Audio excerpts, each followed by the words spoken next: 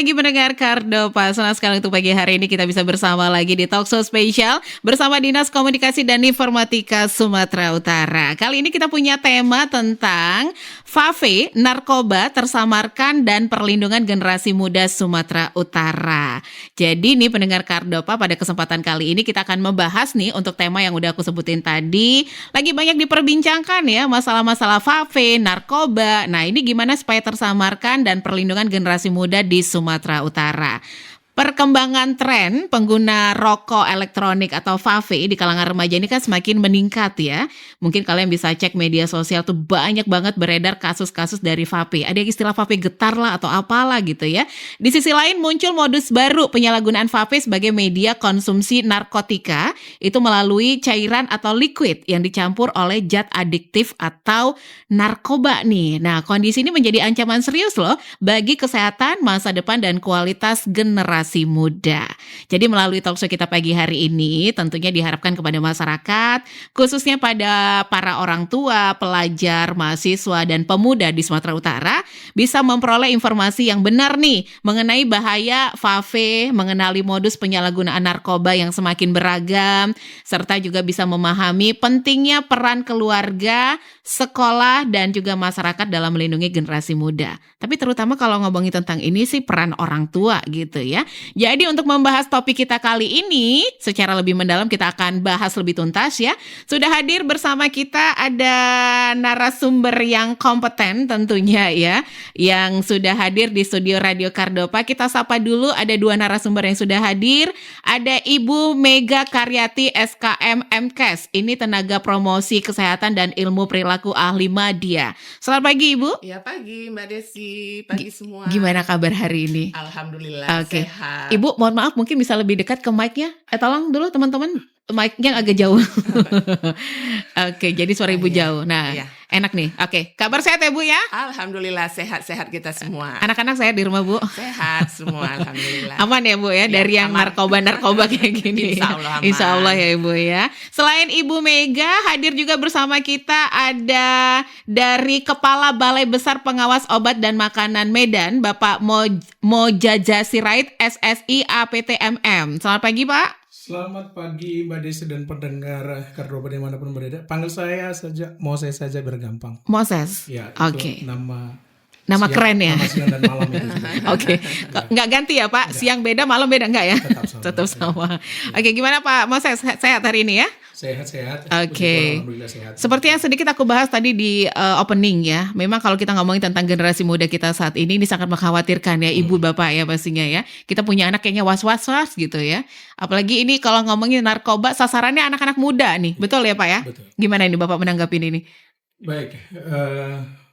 Badan POM itu memiliki program namanya RICO, Remaja Indonesia Anti Rokok. Oh oke. Jadi kami sebenarnya sudah lama memiliki program ini untuk mengedukasi terutama anak muda ya. Tadi kan kalau Mbak Desi langsung spesifik ke vape, ya ini kan sekarang perkembangan beberapa tahun terakhir nih. Nah, memang kalau melihat potensi pasarnya gitu ya generasi muda kita sangat besar jumlahnya, baik itu vape, rokok, bahkan produk-produk lain di dalam pengawasan kami, misalnya penyalahgunaan obat-obat tertentu, gitu. Ini sangat-sangat marak. Oleh karena itu, kesempatan kali ini memang menjadi sangat penting untuk dicermati oleh semua orang ya, terutama adik-adik kita dimanapun berada. Kenapa kalau kita spesifik bicara vape ini sekarang ya? Vape atau vape bilangnya ya? Vape ya? Vape bisa, vape juga bisa. Iya. Tapi sekarang yang baru muncul ada istilah vape getar. Getar ya. Getar-getarnya bisa fly gitu Pak. Iya, tapi saya nggak rasa bergetar nih. Oh enggak ya. Kenapa ini menjadi sangat marak? Karena akses terhadap produk ini kan sangat mudah. Oke. Gitu ya. Baik di toko fisik ataupun di online. Sekarang penjual vape gampang ya Pak ya? Gampang banget. Kan begitu. Apalagi di online. Ya kan? betul. Murah lagi kalau online katanya. Nah, begitu. Kemudian salah satu yang memang paling rentan adalah karena vape ini atau vape ini sering dipersepsikan sebagai produk yang lebih aman dibandingkan dengan rokok konvensional. Ya, katanya lebih aman. Tapi menurut Bapak gimana nih? Bukan tentu menurut saya, tapi menurut studi dari berbagai literatur justru lebih berbahaya katanya sih. Iya, gitu. Resikonya lebih berbahaya, gitu ya. Karena vape ini kan, maaf ya kalau saya lebih sering bilang vape ya. Nggak apa-apa. Sama lah ya. Vape ini di dalamnya kan cairan yang dipanaskan kemudian menjadi uap itu yang dihirup. Nah, di dalam cairan yang dipanaskan ini kan berbagai bahan ada di dalam ini. Katanya ada rasa aroma yang beda-beda gitu. Katanya, saya nggak pernah coba. Betul. Nah, justru ini juga pengaruh atau penyebab yang menyebabkan vape ini lebih diminati saat ini. Jadi tren ya? Ya, karena aromanya yang tidak seperti rokok konvensional. Betul. Mungkin anak yang nge-vape gitu ya, orang tuanya tidak tahu dia. Iya, betul. Beda kan dengan rokok. Betul. Ya, orang tua pikirnya orang tua ngapain pikir, gitu. kan Iya, digantung-gantung gitu, kayak kalung-kalung biasa gitu ya kan, kayak orang tuanya pikir itu ya, aksesoris. Atau mungkin seperti pena gitu ya, Ya. seperti pointer dan sebagainya, kan kelihatan keren memang. Iya, atau biasa kayak obat flu itu ya. Itu seperti inhaler kan. Iya, misalnya betul. kalau obat flu. Nah, hal-hal seperti ini yang membuat vape ini begitu mudah masuk ke dunia anak muda kita. Selain itu ya pengaruh media sosial dan pengaruh Medsos, betul. gaya hidup. Saya beberapa waktu lalu ya pergi ke satu tempat ngopi lah ya gitu. Bertemu sama anak muda yang masih usia mungkin SMA ya atau baru kuliah. Dengan begitu santuinya gitu ya. Wow gitu ya. Karena emang kelihatan menarik sih kelihatannya kan gitu. Kelihatan lebih keren sih. Kelihatan lebih keren. Kalau anak-anak muda sekarang kan biar gaul katanya istilah. Karena ini bukan cowok saja, cewek juga. Ya, iya. Banyak kan cewek, banyak cewek yang pakai. Gitu. Jadi setidaknya 4 hal itu yang menurut kami menjadi pembuka, ya menjadi yang sama mempengaruhi kenapa anak muda itu begitu menggandrungi vape saat ini. Ya, itu nih. Kalau Ibu Mega gimana nanggapinya Ibu Mega? Kalau Kita saya, sebagai ibu ya, Bu. Iya. Kalau saya lebih melihatnya dari sudut kesehatan gitu ya. Gimana nih? Jadi vape ini ya merupakan ancaman gitu ya bagi remaja dan anak muda saat ini ya. Karena zat-zat kimia yang ada di dalamnya itu ya termasuk ya tidak aman gitu ya. Betul. Adanya zat nikotin ya dan sebagainya gitu ya. Jadi alasan utama kadang kalangan remaja ini beragam. Ya. Kalau dilihat dari sudut perilakunya. Itu ya. Jadi ini akibat dari gaya hidup ya.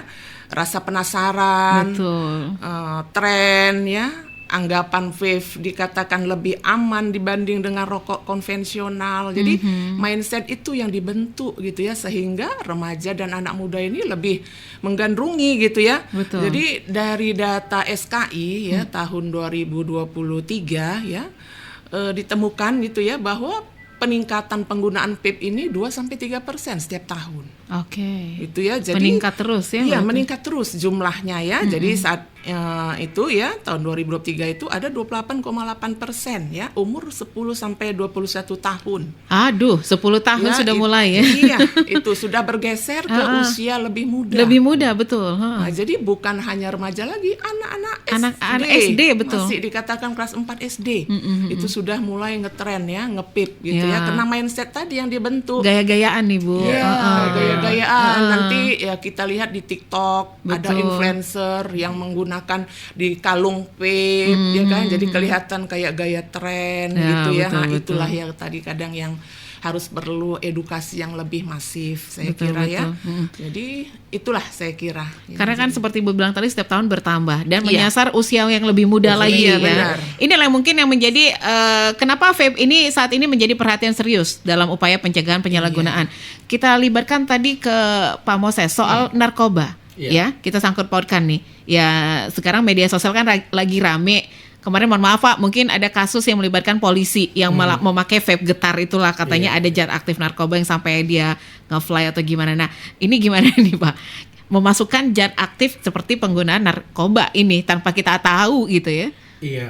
Jadi salah satu yang harus kita apresiasi dari pemerintah kita adalah mengubah dulu namanya zat etomidate, mungkin orang juga kadang bilang etomidat gitu ya. Etomidat ya.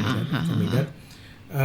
Dulu kan itu memang tidak terdaftar di negara kita. Nah, sekarang itu kan sudah digolongkan sebagai narkotika, sehingga dalam pengawasannya sudah ada dasar hukum yang jelas. Bahwa narkoba jenis lain juga mungkin saja jenis cairan apapun gitu ya, bisa yang bisa dilarutkan ya, jadi berupa cairan gitu. Nah, ya seperti itu. Itulah justru resiko yang berbahaya tadi gitu ya. Kalau sudah, kalau kita dengar data BNN ya, hampir bisa dipastikan semua yang menggunakan narkoba itu dulu diawali dari apa? Merokok dulu kan? Iya, betul. Kan? Awalnya merokok. Fix itu data itu ya. Dari coba-coba dulu. Dari coba-coba ya. Merokok, kemudian akhirnya adalah istilah linting-linting. Iya. Rasanya tidak pernah ada orang yang tiba-tiba narkoba tanpa sebelumnya merokok. Iya, betul. Gitu ya. Nah, hal ini yang harus kita memang waspadai, khawatirkan bersama. Itu.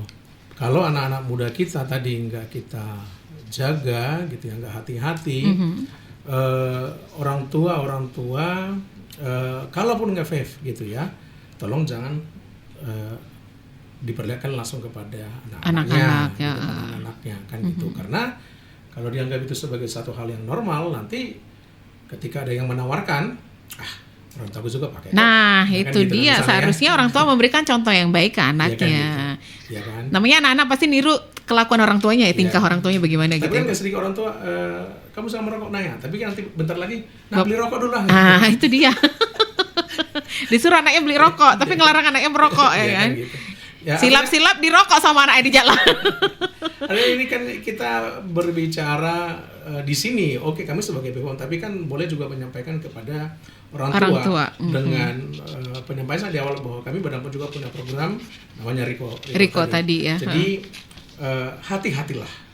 Ini mungkin poin yang paling penting kita tegaskan di awal ini. Hati-hati jangan sampai tren penggunaan vape ini sampai nanti disusupi dengan bahan yang beresiko pada kesehatan kita, termasuk narkoba tadi, dan kemudian jadi kebiasaan terperangkap di situ, ya tentu rugi bagi dirinya sendiri, bahkan bermasalah hukum. Ya berurusan dengan hukum ujung-ujung. Kan, ujung-ujungnya. Tentu itu yang kita tidak mau. Oke, tapi kan Bapak ini sebagai Kepala Balai Besar Pengawasan Obat dan Makanan. Nah, gimana nih untuk mengawasin obat-obatan yang masuk ke, kita ngomongin tentang Medan dulu deh ya. Bapak kan wilayah Medan nih. Nah, gimana supaya tidak salah guna nih Pak? Kadang katanya untuk biar nggak gampang capek, untuk stamina, untuk ini. Kan saya pernah dengar istilah-istilah kayak gini, menyeret kasus artis juga ada ya Pak ya? Betul sekali. Katanya untuk doping, supaya nggak capek, supaya nggak gampang lelah atau gimana gitu. Iya. Jadi kalau kami pengawasan oleh Badan POM, emang ada sedikit keunikannya dengan produk lainnya. Jadi yang rutin kami itu adalah obat dan makanan, obat-obatan, kosmetik, obat bahan alam, kemudian jamu, gitu ya, vaksin dan sebagainya. Kalau itu kan izin edarnya, produksinya, distribusinya itu di kami semua. Iya. Tetapi kalau vape ini kan sebenarnya bukan produk obat dan makanan. Oke. Tetapi memang kami diamanahkan juga untuk melakukan pengawasan periklanannya, penandaannya, gitu. Jadi bukan pada pengawasan produksinya. Oke. Bukan di wilayah kami. Ini kan di radio ya, nggak kedengaran, nggak kelihatan ya. Tapi kan misalnya produk ini ya. Kan ini yang ada itu kelihatan di TikTok. Di TikTok itu. Produk MDK. Ya. Ini kan izinnya dari kami semua. Iya, full BPOM. Pengawasan full spektrum. Tapi kalau vape tidak. Jadi kami melakukan pengawasan pada misalnya dalam hal penandaannya, pelabelannya, periklanannya. Itu kami awasi berdasarkan peraturan BPOM nomor 19 tahun 2025. Ya ini pedoman tindak lanjut hasil pengawasan bahan obat narkotika, psikotropika dan zat adiktif, ini yang kami menjadi dasar pengawasan kami untuk produk vape ini. Ya, nah dari pengawasan yang masih memang kita temukan masih adanya vape pertama yang memang ilegal ya, tidak datang dari luar, yang tidak berizin gitu ya. Mm-hmm. Kemudian dalam hal periklanannya juga, ya misalnya kan harus dicantumkan sebenarnya ini untuk orang yang berusia di bawah 21 tahun harusnya kan nggak boleh. Nah, itu kadang-kadang informasi itu tidak tersampaikan dengan gamblang, dengan jelas gitu seolah-olah. Termasuk misalnya penggunaan oleh ibu hamil kan harusnya itu kan nggak boleh sih ibu hamil gitu ya. Menyusui juga ya. Ya, karena memang kita perlu pahami peraturan vape di negara kita agak berbeda kan dengan di negara-negara lain. Iya, mungkin kita kalau di negara luar mungkin legal ya Pak ya. Ada yang melegalkan, ada juga yang tidak melegalkan. Singapura kan memang melarang. Oh, oke. Ya, vape. Tapi kalau kita memang kan diizinkan, tapi dengan pengendalian dengan berbagai peraturan. Nah, ini satu hal ini Pak. Kenapa yang dimaksud dengan narkoba yang disamarkan melalui vape ini apa? Bagaimana modus untuk penyebarannya? Ini ke Bapak atau ke Ibu mungkin bisa nambahin nanti. Saling melengkapi kita. Ya, kalau tadi kita menyebut ada artis dulu yang gitu ya. Tentu kan dengan iming-iming ini lebih enak, lebih mantap lah kan gitu. Mereka kan malah tahu isinya apa. Iya, itu dia. Ya kan? Kalau 1, 2 kali, 3 kali, namanya orang jualan ya Pak ya. Iya kan? Iya, gitu. oke. Kalau jual narkoba, sekarang misalnya kan ekstasi, ganja, langsung kelihatan bentuknya berbahaya. Ya kan? Kalau misalnya ada 5 vape misalnya di situ dengan berbagai merek. Ya, hanya uji laboratorium kan yang bisa membuktikan ini apa kandungannya. Iya, betul. Nah, kalau lagi jualan, ya apakah 1 di antara 5, 2 di antara 5, atau 5-5-nya misalnya legal ataupun ilegal, kan kita nggak bisa. Maka ketika misalnya saya, katakanlah seseorang, bukan saya nggak mau gitu ya, seseorang yang jualan gitu ya, ini paling mantap, paling bagus, paling jos, misalnya, bikin ini, kan gitu. Boleh coba 5-5-nya, 1 ini paling keren loh misalnya kan. Apalagi anak muda kembali ke tadi kan, mencoba 1-2 kali, ya enak kan? Iya, jadi ketagihan. Betul. Nah, inilah cara masuknya. Karena kita nggak tahu. Iya, benar-benar. Kan nggak mungkin dia bilang, ini ada... coba aku cek dulu ke laboratorium, capek kali kan? Kan gitu, ya kan? Dan nggak mungkin juga nawarinnya mungkin, ya nggak tahu juga ya bagaimana ya, tetapi jelas hampir bisa dipastikan nggak mungkin mereka nawarinnya terang-terangan. Iya, pasti. Nggak mungkin. Ya, betul. Ya kan, kalau terang-terangan, ya potensinya dia bahaya sih. Bagi dia kan gitu. Berarti kan muncul narkoba dong, kan pasti nggak kayak gitu. Iya. Nah, makanya hati-hati. Ya, jangan sampai tergoda. Gitu. Tergoda dengan modus-modus penyebarannya tadi, gitu ya. Kalau memang kamu dan coba ternyata ada indikasi gini, ya udah nggak usah beli. Ya kalau memang harus nge-vape gitu ya kan, ada yang terdaftar. Ada yang sudah jelas. Ada yang sudah jelas ya. Ya kan, Oke. Gitu. Ya kan nggak usah mencoba-coba dengan segala promosinya yang lebih bombastis begitu. Ya, tapi sebaiknya nggak usah sih. Tapi itu karena orang ya. Kalau menurut kita bagusan dua-duanya nggak usah rokok biasa sama rokok elektrik ini bener nggak usah gitu ya. Kalau demi kesehatan bener kan? Nah, ibu dari dinas kesehatan nih, bagaimana dampak kesehatan yang dapat ditimbulkan jika seseorang ini menggunakan vape yang mengandung narkoba itu sendiri, ibu ya? Terutama ini kan dampaknya ke anak-anak ini yang sangat berbahaya. Sangat berbahaya. Jadi dampak kesehatan yang dapat ditimbulkan ya jika menggunakan vape yang mengandung narkoba, ya ini ya lebih berbahaya gitu ya. Karena mengandung zat psikoaktif ya, jenis baru katanya ini yang langsung merusak sistem saraf pusat dan organ vital gitu dia ya. Jadi dari informasi ya berdasarkan temuan BNN katanya ya, cairan liquid vape ini ya mengandung etomidate itu ya. Jadi itu sejenis zat ya obat anestesi. Oh, oke. Jadi ya bagaimana obat anestesi itu kan membuat orang kurang sadar, Malah malah bisa nggak sadar, hilang kesadaran. Itu malah, tadi istilah anak sekarang nge-fly. Iya, malah nanti kalau kelebihan dosis bisa nggak bangun. Betul, Ibu. Iya kan? Betul. Bisa mendadak meninggal gitu ya. Kemudian ada juga sintetik kanabinoid ya, itu ada seperti tembakau gorila ya, hingga metamfetamin gitu ya, sejenis sabu. Itu dia ya. Jadi ya luar biasa gitu ya. Jadi kalau vape ini yang sudah disusupi dengan narkoba. Itu dia ya. Jadi dampak kesehatannya nih ya banyak gitu ya. Yang pertama itu bisa terjadi kerusakan otak dan sistem saraf. Oke. Gitu ya. Jadi kalau udah rusak otak dan sistem saraf ini, generasi muda ini mau jadi apa lagi? Rusak udah, Bu. Itu kita sayangkan Iya. ya. Mungkin itulah Bukan generasi edukasinya ya. bukan generasi emas lagi, Bu. Cemas Aduh, gitu. 2045 nanti nggak tahu kita ya. Nggak tahu gimana generasi kita ini kalau ya. banyak yang pakai kayak gini gitu ya, Ibu ya. Jadi bisa terjadi penurunan kesadaran yang Oke. ekstrim ya, halusinasi, Ya, halu. psikosis ya, kerusakan kognitif ya, sel-sel di otak itu secara permanen.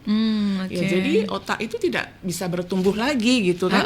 Sayang gitu ya kan, Iyalah. anak-anak muda yang Betul. kita harapkan menjadi tumpuan bangsa gitu ya.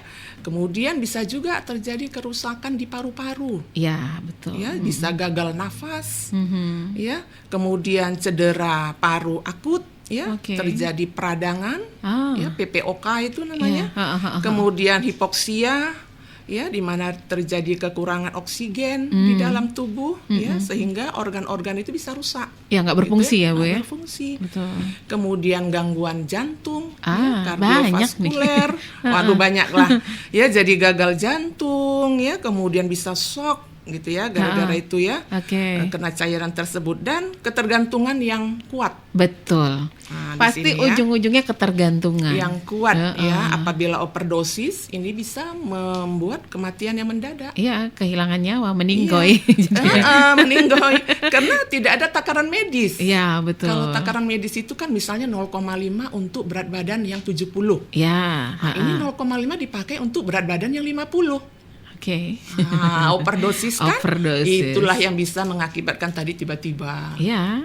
mati mendadak. Sayang kan masa depannya masa gitu ya. depannya kasihan ya. Oke. Saya kira itu. Iya, jadi ini buat pendengar Kardopa khususnya buat anak-anak remaja ya. Kalau kalian mendengarkan dampaknya sangat luar biasa. Masih mau pakai, ya udah tanggung resiko gitu.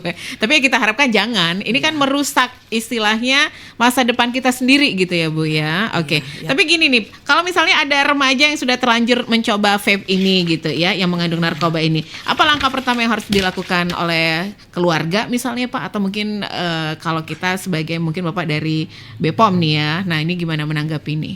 Nah, izin Mbak Desi, Bu Mega, sebelum saya ke sana ya, di kemasan rokok vape itu kan juga sebenarnya ada tulisan merokok membunuhmu kan. Banyak, Pak. Terus kalau rokok biasa di apa kotak rokoknya itu udah ada gambar yang membahayakan gitu ya, kalau kita lihat. Tapi tetap aja deh. Iya, artinya bahwa itu kembali lagi kepada pilihan masing-masing. Oke. Saya mau mempertegas tadi yang disampaikan oleh Bu Mega gitu ya. Boleh. Ke penyakit lain tadi itu. Termasuk salah satu kan dari bahaya nikotin ya. Misalnya adalah ya perkembangan otak yang terganggu kan itu. Apalagi kalau dia itu di usia muda. Yeah. Gitu ya. Dengan kembali tulisan itu ada kan. Apakah itu tulisan bohongan? Enggak mungkin. Apa membunuh itu. Artinya bahwa resikonya sangat bahaya, nyata. Kan gitu. Jadi sebenarnya kalau soal bahaya nggak perlu lagi soal diperdebatkan soal itu. Betul. Ya. Apalagi kalau ada narkobanya. Jadi saya mau tambahkan Bu Mega, bagaimana kalau mereka sampai sudah ketagihan? Nah, itu dia. Ya kan? Nah, ini kan yang paling beresiko. Udah terlanjur dia pakai, betul. Terlanjur dia pakai. Ya kan? Bagaimana mereka berani melakukan apapun untuk mendapatkan memuaskan kebutuhan fisik dan psikologinya kan. Gitu. Untuk beli itu pakai duit, karena untuk mendapatkan itu bisa jadi pencuri, bisa jadi merampok atau gimana. Nah, tindakan kejahatan kan? Iya. Jadi betapa ini harus kita encourage lebih banyak lagi ya. Oke. Nah, ini kita mau nyanyi dulu atau apa? Enggak. Ya, saya langsung pingin nyanyi saya tadi. Yang getar-getar itu saya langsung. Ada. Jangan berhalusinasi dulu lah, Pak. Saya agak bisa main gitar, saya langsung teng. Udah, oke. Abis ini kita gitaran ya, Pak. Iya. Lanjut, Pak. Menjawab tadi Mbak Desi ya.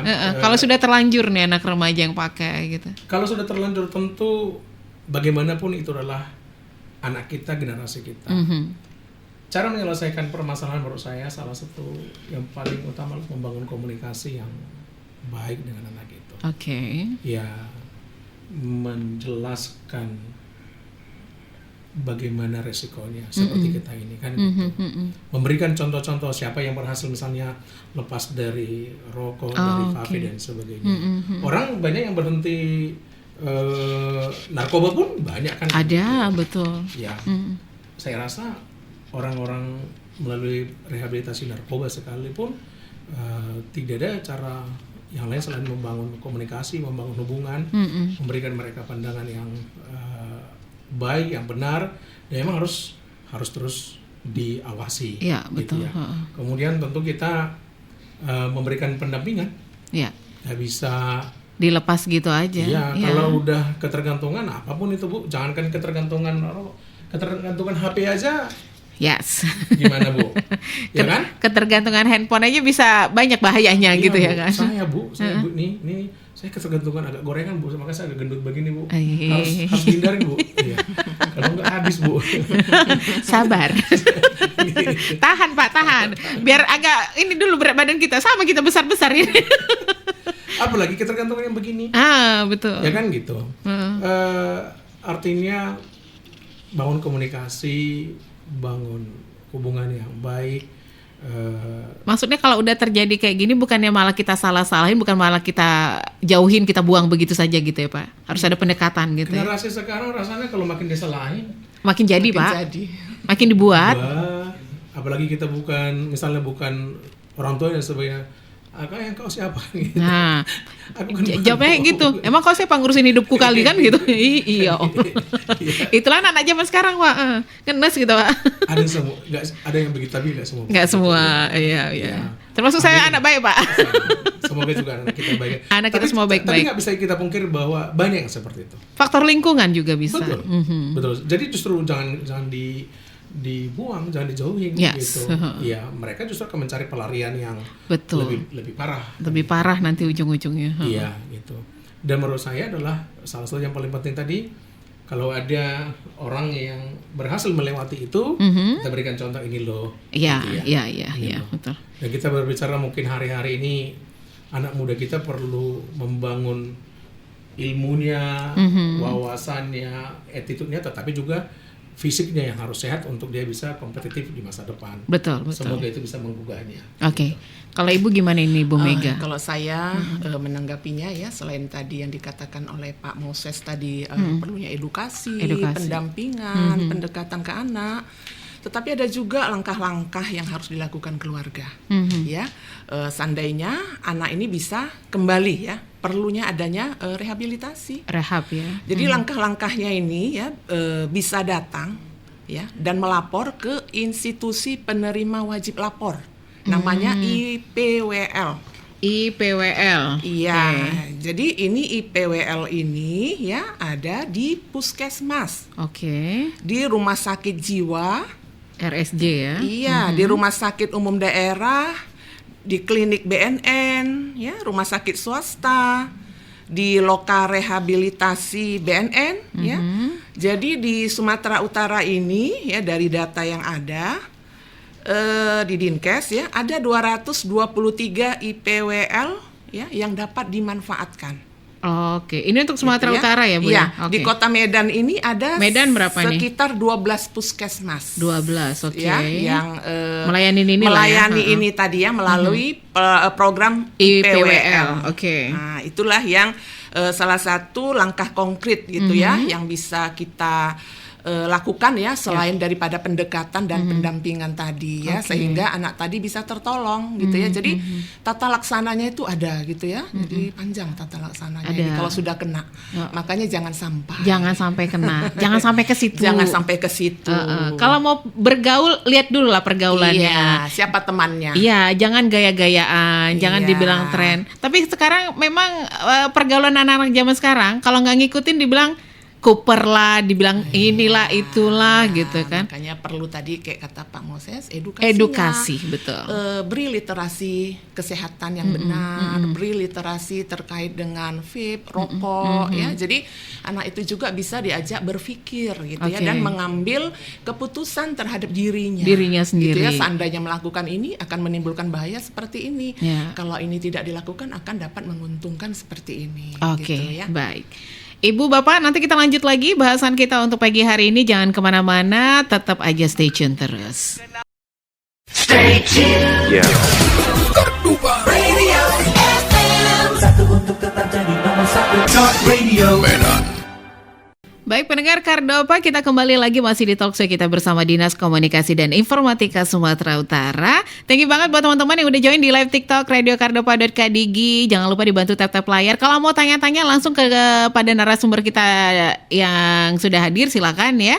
Kalau untuk WhatsApp juga boleh di 0852 90009940. Dan terima kasih juga untuk pantengin terus kita di live streaming www.kardopafm.co.id. Yang ada di luar kota bahkan juga di luar negeri masih bisa terus dengeri program siaran kita. Kita masih lanjut lagi, masih bersama Pak Moses dan Ibu Mega ya. Masih ngebahas tentang vape lah nyebutnya ya. Vape, narkoba tersamarkan dan perlindungan generasi muda Sumatera Utara. Nah, kita lanjut nih, Ibu Mega sama Pak Moses. Tadi kan kita singgung tentang vape atau ya liquid cairan gitu ya Pak ya. Nah, ini jenis zat berbahaya apa saja yang ditemukan dalam liquid vape tersebut nih? Dari Pak Moses dulu nih. Oke, pada liquid vape selain dari nikotin tentu sudah pasti ada. Nah, yang paling berisiko adalah ketika itu adalah vape ilegal, bisa tadi ditambahkan karena ada yang ilegal ini. Iya, gitu ya, metamfetamin dan zat psikoaktif lainnya gitu. Nah, selain itu aerosol vape ya, yang sudah terbentuk ya dari cairan ini dipanaskan dapat mengandung logam berat yang berasal dari elemen panas, antara lain itu timbal, nikel, kromium gitu ya. Kemudian ini tentu dalam jangka panjang kalau sering digunakan ini kan mengganggu sistem saraf dan fungsi-fungsi organ lainnya. Oke. Nah, dalam pemanasan cairan juga dapat menghasilkan senyawa seperti formaldehid, asetaldehyid dan acrolein. Itu kan menggunakan pemanas nih kan. Gitu, ya. Tentu ini juga bisa mempengaruhi kesehatan. Nah, di sisi lain memang kalau vape kan tidak menghasilkan tar ya, kan gitu. Tetapi beda sama yang rokok biasa ya. Sama itu ya, dengan rokok yang konvensional. Dia ada tar. Tetapi tetap juga ada kemungkinan zat lain yang dihasilkan dalam proses ketika dipanaskan ya, cairan dengan berbagai rasa tadi gitu ya. Jadi memang kalau bicara tentang vape masih perlu penelitian lebih jauh. Ya memang kan perdebatan juga kan ini ya gitu, perdebatan juga. Tapi bagi kita, saya pikir adalah lebih baik kita menghindari hal-hal yang beresiko. Yes, gitu ya. Kalau emang berisiko pada kesehatan, kenapa kita harus memaksakan diri untuk seperti itu? Tapi kembali bahwa adalah hak semua orang untuk mengambil pilihan atas hidupnya, gitu. Tetapi adalah juga kewajiban kita untuk mengingatkan supaya orang lebih memilih hidup yang sehat ya. Tapi kalau menurut Bapak tadi aku sedikit tangkap, berarti hati-hatilah dalam penggunaan vape ini, jangan sampai dapat yang ilegal tadi ya. Karena itu yang lebih berbahaya ya. Iya, sebenarnya kan dua-duanya beresiko. Dua-duanya beresiko sebenarnya gitu. Baik legal ataupun yang ilegal, tapi bagaimanapun yang legal itu kan quality control-nya tentu sudah lebih terjaga oleh pihak perusahaannya. Tapi yang ilegal kan ya sembarangan sih. Ada juga kan yang potnya itu kan dimodifikasi sedemikian rupa sehingga bisa ditambahkan bahan-bahan yang lain. Hal seperti itu dari beberapa literatur yang kita baca ini semua yang beresiko. Oke. Tapi kan ini masyarakat awam ya, seperti kita bahas tadi, orang tua juga suka nggak tahu itu apa gitu ya kan ya. Hampir rata-rata. Iya, ini kan tren di perkotaan saat ini. Tapi kalau misalnya katakanlah dia masuk ke pedesaan atau ke pelosok lah. Ya, anak-anak kita dari kampung gitu ya, seperti saya dari kampung ya, kuliah kerja gitu ya. Ya orang tuanya di sana. Mana tahu ya, pulang kampung gaya-gayaan nih pakai kayak gitu ya kan. Karena kan aromanya bukan enak, betul.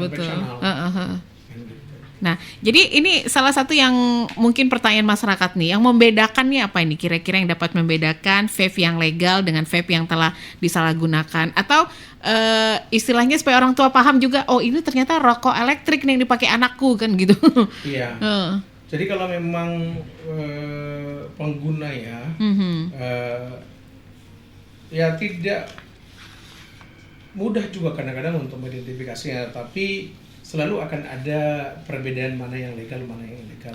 Mulai dari kemasannya. Maka periksalah kemasannya secara detail, secara utuh, lengkap. Ada enggak identitas produsennya di situ atau importernya? Jadi diproduksi oleh ini atau diimpor oleh perusahaan ini kan gitu. Nah kalau tidak ada jelas identitasnya, pasti dipastikannya itu ilegal. Gitu ya.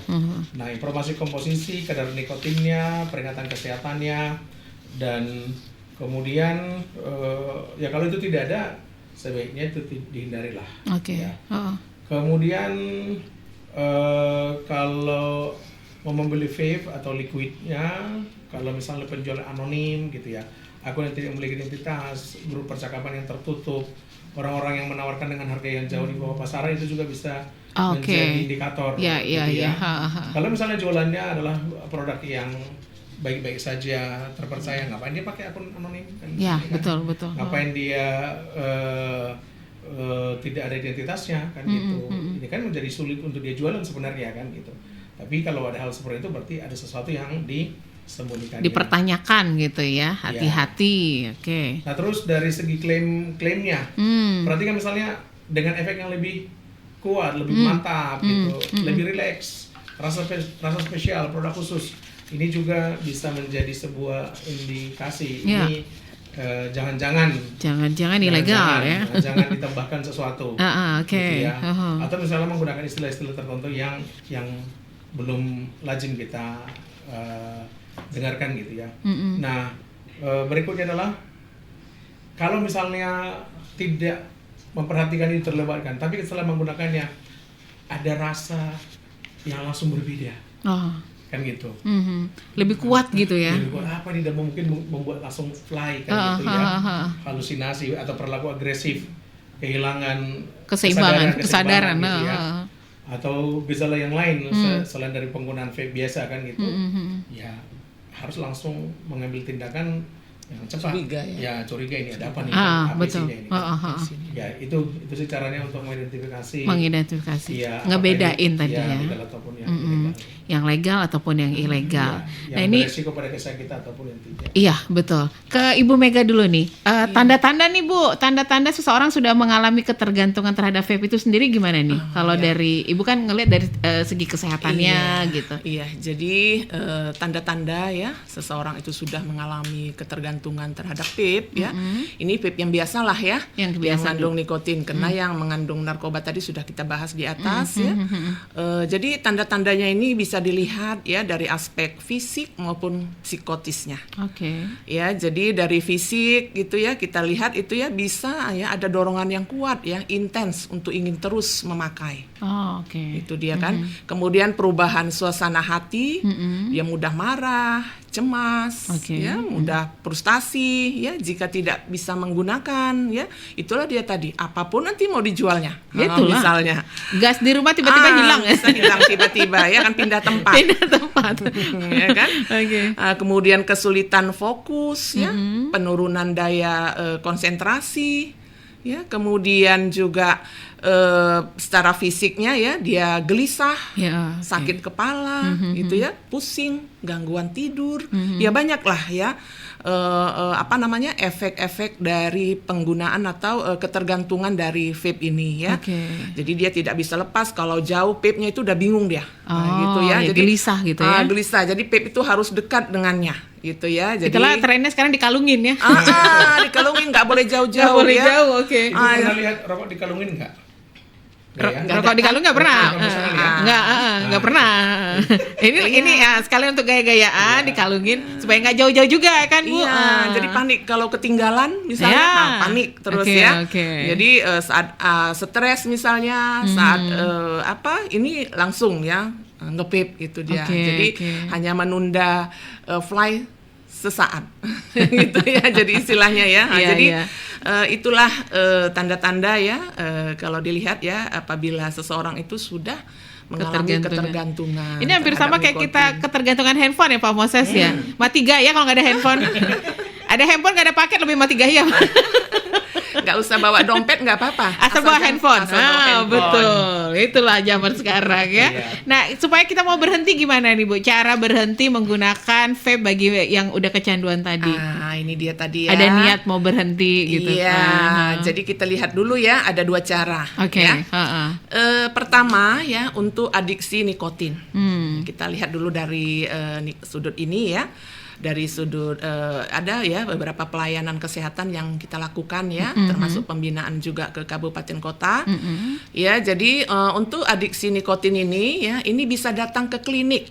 Oke. Klinik upaya berhenti merokok. Oh, ada kliniknya. Ya, Oke. klinik UBM. Hmm. Ini berada di puskesmas. Oke. Ya, jadi klinik ini menyediakan layanan konseling Oke. dan juga layanan medis ya untuk bisa membantu lepas dari adiksi nikotin. Oke. Ya, ketergantungan ini tadi ya. Jadi yang penting pertama dulu ada niat. Ada niat betul. Ya, Ya, ada niat mau berubah. betul. Gitu ya. Kalau nggak ada niat masih susah. Itu masih susah itu ya. Nah, jadi di klinik UBM, ya, upaya berhenti merokok ini akan dilakukan pemeriksaan ya kadar. Ini hanya di puskesmas, Bu. Iya, di Oh, puskesmas. oke. Ya, ini termasuk dalam rawat jalan. Rawat jalan, Gitu oke. ya. Jadi ada pemeriksaan kadar CO ya, kadar karbon monoksida. Kemudian dilakukan konseling perilaku. Nah, ini dia tadi niat tadi. Ya, diukurlah di sini skala motivasinya. Oke. Nah, jadi gitu dia ya, ada tatanannya, ada langkah-langkahnya. Diukur skala motivasinya. Jadi di situ ada pilihan ya, berhenti seketika, Oke. dia masuk kategori itu, atau kategori bisa mengurangi, atau tunda. Nah, misalnya biasanya dia 5 kali sehari. Oke. Ini ya 3 kali dulu, Oke. nanti 2 kali, nanti Kurang, sekali. kurang gitu ya. Gitu Oke. dia ya. Jadi Perlahan-lahan ya. Bu? perlahan-lahan ya. Kemudian ya ada juga ya secara farmakoterapi dengan obat Obat, oke. ya untuk membantu mengurangi reaksi adiksi ya, withdrawal namanya. Oke. Ya, jadi rupanya ya nikotin ini kalau putus itu ada efeknya. Iya sih. Ya, itu ada efeknya gitu Oh, ya, yang oke. pusing dia, Iya, iya, ha. yang nggak bisa konsentrasi, Nggak konsentrasi, bener, ha. yang macam linglung, Betul. ya kan nggak Ha-ha. bisa kerja apa-apa, kayak bingung, nah itu dia kan. Tapi Nah, kadang ada gini Bu, mohon maaf Bu, nanti kayak kerja-kerja yang sekarang ini lah, anak-anak zaman sekarang kerjanya kan digitalisasi, era digital gitu ya. Dia itu bisa dapat ide kalau dia merokok dulu. ya itu dia Gawat tadi, kan? karena sudah adiksi tadi. Iya, Dia antara mencari. dulu aku buntu nih, keluar dulu ngerokok dulu bentar. Abis ngerokok dapat ide dia. Itu tadi. Penting nggak kita? Itu tadi adiksi tadi itu sebenarnya. Oke, ya. ha. Nah, jadi untuk memulainya ya bisa menghubungi hotline resmi Kemenkes. Nah, kemana itu Bu? Itu di nomor 0800 800 177 177 6565. 6565, oke. Ya. Dan bisa juga nomor quick line. Ya, quick line berhenti merokok yang biasa ada di bungkus. Oh, Kecil. ya, oke. Di vape juga vape kecil. Ada tuh. Tulisannya kecil lagi ya kan. Iya. Jadi sering diabaikan orang tuh Bu. iya, itu dia tadi. Nggak Sebenarnya- kebaca gitu ya. Sebenarnya nggak boleh begitu gitu Oke, ya. oke. Jadi di bungkusnya itu ada ya, jadi nanti customer service-nya akan mengarahkan ke puskesmas mana yang terdekat di wilayah tempat tinggalnya. Ya, oke. Gitu ya. Oke. Di Sumut ya saat ini ada 417 puskesmas. Oh, yang tadi ya 417. 67,37%-nya itu ya sekitar 280 puskesmas itu sudah ada layanan UBM-nya. 280 puskesmas ya Bu? Iya, di Sudah Sumatera ada. Utara ya, di 33 kabupaten kota ini. Sudah ada layanan UBM. Sudah ya? ada layanan UBM-nya ya, Oke, menurut data dari laporan dari kabupaten kota ke provinsi ya, Oke. ke Dinas Kesehatan Provinsi. Nah, ini Ibu Bapak waktu kita nggak banyak lagi nih Bu, tapi Ibu lah nih sebagai orang tua juga, berbicara dari Dinas Kesehatan juga, apa ini peran orang tua, sekolah, masyarakat dalam mencegah penggunaan vape pada anak-anak remaja juga nih khususnya Ibu? Iya. Jadi mungkin ya untuk orang tua itu memiliki peran yang sangat penting ya. Betul. Sebagai panutan, ya sebagai contoh ya. Jadi harus terbuka membahas bahaya vape ini dengan anak-anak, gitu ya. Misalnya orang tua jangan merokok di depan anak, betul. ya kan seperti bilang Pak Moses tadi ya. Sehingga ini menjadikan hal biasa sama anak-anak. Jadi nggak apa-apa lah orang bapak aja pun juga merokok gitu ya. Apalagi emaknya juga merokok, pening gitu. Ya, jadi edukasi pertama itu dari orang rumah, tua, ya dari rumah. keluarga ya, dari orang tua.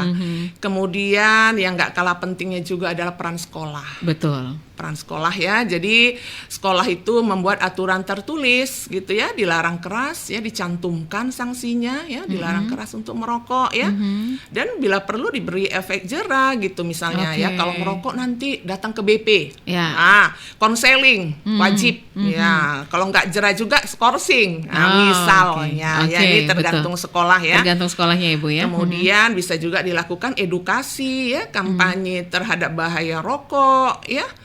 Melalui dimasukkan ya, diintegrasikan di dalam kurikulum sekolah ya, betul. Dimasukkan dalam kurikulum sekolah, kemudian pasang poster edukatif ya di sekolah-sekolah. Yang nggak kalah pentingnya itu juga ya guru-guru. Ya, guru-guru dan staf itu dilatih mengawasi dan dilatih mampu mendeteksi. Kayak kata Bapak tadi kan nggak kelihatan. Betul. Nggak kelihatan, nggak tahu. Jadi diajari ya guru-guru dan staf ya, guru BP mendeteksi bagaimana gitu ya ciri-ciri siswa yang menggunakan vape. Ya, karena bentuk dan rasanya ini sekarang udah tersamarkan ya. Beda-beda rasanya, aromanya. Malah sekarang ini ada dalam bentuk pulpen. Katanya. Iya, betul. Ada. Ya, jadi bentuk pulpen. Jadi inilah dia ya, perlu diajari juga gitu ya. Kemudian penyediaan konseling lah ya untuk guru membantu anak yang sudah terkena untuk berhenti, terlanjur menggunakan Ibu ya. Terakhir ya, masyarakat. Masyarakat juga perlu menegur ya, dan melaporkan ya, ngasih tahu bila melihat pelajar yang nge-vape di tempat umum. Jangan dibiarin. Nah, itu sebaiknya gitu ya. Jadi misalnya juga ya, masyarakat ini ya juga perlu ada fasilitas-fasilitas umum, olahraga, seni, keagamaan untuk remaja, sehingga itu bisa menyalurkan waktu-waktu luang mereka. Betul. Bisa menyalurkan bakat-bakat yang positif lah ya, nggak harus dengan cara seperti itu gitu ya. Jadi untuk ini pemerintah Provinsi Sumatera Utara ya, Gubernur ya telah mengeluarkan instruksi ya, termasuk juga untuk pegawai, pegawai di lingkungan Pemprov ya, itu mengeluarkan regulasi ya, instruksi Gubsu ya, tanggal 3 Juni ya, baru ini tahun 2026 tentang pelarangan penggunaan rokok elektronik atau vape. Ada kemarin seperti itu. Jadi udah karena begitu udah mengancam ini sudah meluas tadi, juga, yang malah tersamarkan dan sebagainya, ya perlulah dikeluarkan ada regulasi dari pemerintah daerah. Saya kira itu. Baik, Mbak Ibu. Desi. Terima kasih. Bapak mungkin sebagai closing statement nih, apa kira-kira pesan Bapak untuk generasi muda yang saat ini ya lagi banyak yang pakai kayak gini lah Pak, vape gini ya. Apa harapan Bapak gimana nih Pak Moses sebagai closing statement juga sekaligus? Iya, karena kebetulan saya juga laki-laki ya. Dulu waktu saya SMA ada pepatah teman saya, ayam berkokok di atas genteng, tidak merokok tidak ganteng. Katanya. Gitu. Tapi justru tidak merokok itu lebih ganteng. Lebih ganteng sih sebenarnya. Ya, saya bilang begitu balasannya. Ayam berkokok di atas genteng, tidak merokok lebih ganteng. Gitu. Jadi tetapi kembali ya, ini kan kebebasan semua orang, tapi kita harus mengingatkan tubuh kita ini kan adalah harus kita jaga ya, supaya sehat. Ini mumpung ini lagi Piala Dunia nih. Oh iya, iya betul. Kira-kira pemain bola itu ada yang merokok tidak ya? Ada nggak nge-vape tidak ya? Nggak tahu juga ya. Kalau nge-vape merokok kayaknya enggak, tapi menggunakan obat-obat kayaknya ada. Tapi kalau pemain bola rasanya enggak. Artinya itu sebagai. Kok jadi netting saya? Artinya sebagai apa ya? Aku terpikir aja sejenak gitu ya. Tapi kalau mereka menjaga performanya, kesehatannya. Kalau merokok kan, pasti dia nggak sanggup lari-lari nafasnya. Gitu. Paru-parunya. Artinya kan betapa kita perlu belajar dari hal seperti itu. Bukan juga kita mengatakan seperti itu. Tapi itu adalah kiblat kita menjaga kesehatan kita. Jadi jangan, apalagi anak muda, jangan karena kata orang, itu ya. Kita harus punya prinsip, berani menolak tawaran-tawaran yang tidak baik, gitu ya. Apalagi sekali lagi tubuh kita ini harus kita jaga dengan baik supaya tetap bisa produktif, bisa sehat. Nah, boleh tambahkan lagi tadi ya, memang baik kita yang lebih senior, guru, orang tua, siapapun harus menjadi role model gitu ya. Betul. Itu bertanggung jawablah dengan apa yang menjadi pilihan kita. Kalaupun nge-vape, bertanggung jawablah. Jangan sampai juga merugikan orang lain kan gitu. Ya, saya pikir ini hal-hal yang harus kita perhatikan. Dan satu lagi juga, kalau misalnya ini ya, karena tadi vape menjadi media yang tersamarkan untuk narkoba, kalau masyarakat mengetahuinya, laporkan kepada aparat yang terkait. Ya, aparat keamanan kita. Terkait. Termasuk juga kalau misalnya melihat penjualan vape yang ilegal, boleh laporkan ke kami. Kami telusuri tentu dengan baik BNN, baik dengan kepolisian ataupun instansi yang lain terkait, supaya kita melakukan penertiban sesuai dengan aturan yang berlaku. Baik. Terima kasih Pak Moses waktunya. Ibu gimana nih sebagai closing statement juga? Pesan Ibu. Ya, kembali lagi ya, kita harus memberikan edukasi ya dan literasi yang benar ya terkait dengan vape ya, baik yang nikotin maupun yang ada narkobanya ya. Jadi perlulah ini dibekali ya, sehingga anak-anak kita ini, remaja ini mampu ya, cerdas ya untuk mengkonsumsi apa terhadap dirinya gitu ya. Jadi mereka juga dilibatkan ya untuk memikirkan bagaimana kesehatannya dan masa depannya gitu ya. Jadi sehingga mereka tidak hanya harus begini, tapi mereka juga harus cerdas gitu ya untuk hal ini. Kemudian ya, kita juga harus ingatkan ya bahwa ada 7 tatanan ya, KTR ya, yang 5-nya ini yang tidak boleh merokok. Ya, ada 5 tatanan ya, kawasan tanpa rokok ya, supaya kita juga tahu ya. Di institusi kesehatan itu tidak boleh merokok. Rumah sakit ya, salah satu. Pendidikan ya, tempat main anak, ya, tempat ibadah, dan di dalam transportasi umum.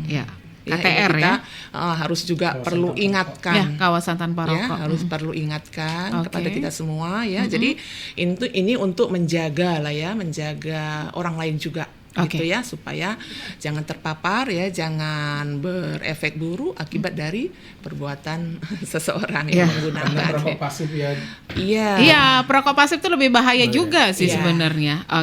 Terima kasih Pak Moses, terima kasih Bu Mega, waktunya sudah ngobrol bersama kita. Demikian tadi bincang-bincang kita pendengar Kardopa bersama Dinas Komunikasi dan Informatika dari Dinas Kesehatan dan juga dari Balai Besar Pengawasan Obat dan Makanan Kota Medan ya. Semoga ini bermanfaat untuk semuanya, buat orang tua, buat teman-teman kita juga. Kalian sudah dengerin bahaya dari vape itu sendiri, apalagi vape yang sudah dimasukin narkoba itu makin berbahaya ya.